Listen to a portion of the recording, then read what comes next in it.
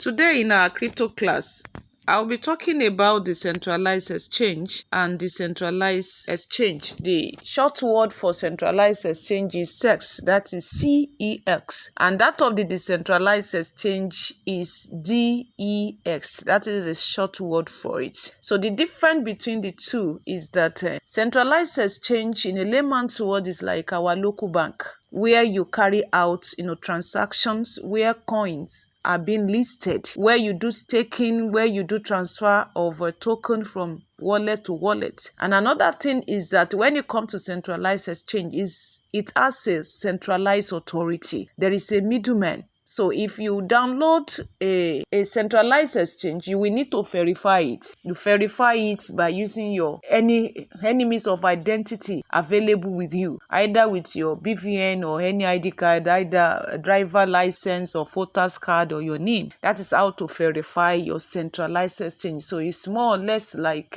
a digital bank where you can keep your assets, for transaction, for receiving, and also sending out, for saving. When you go to your local bank, you do financial, all manner of financial transactions there. So when it comes to centralized exchange, we can liken it to be, our digital bank, where you carry out, digital assets transactions, when it comes to crypto tokens. So that is centralized exchange. So when you hear exchange and the likes of this, we can talk of Binance, then we can talk of maybe Bybit. You can also mention MES or mass exchange, and the rest. So when it now comes to the centralized exchange, which is DEX, you don't verify that with any means of identity. You hold the right over your keys, in the sense that when you download a decentralized, exchange, you are to, verify by writing down the 12 seed phrase or 24 seed phrase, then also the wallet name you submit while trying to create an account, and also your password. Those are the things you need to hold. And the examples of these are Token Pockets, MetaMask, Trust Wallet,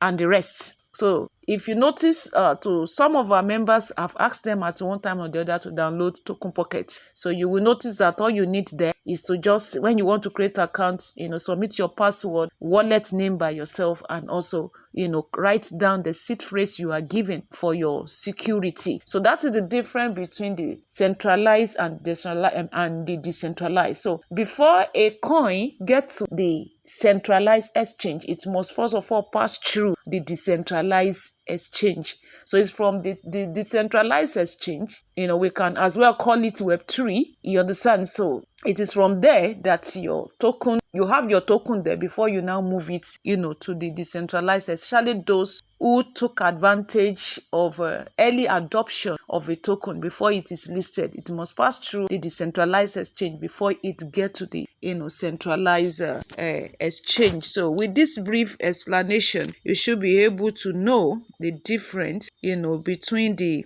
centralized exchange and also the decentralized exchange. So when you want to make any transaction on centralized exchange, of course you pay gas fee, and also on decentralized exchange you also pay gas fee, which is charges, but it's a bit lesser on decentralized compared to decentralized. So in our next video, we will be talking about another topic. Thank you once again for joining with Academy.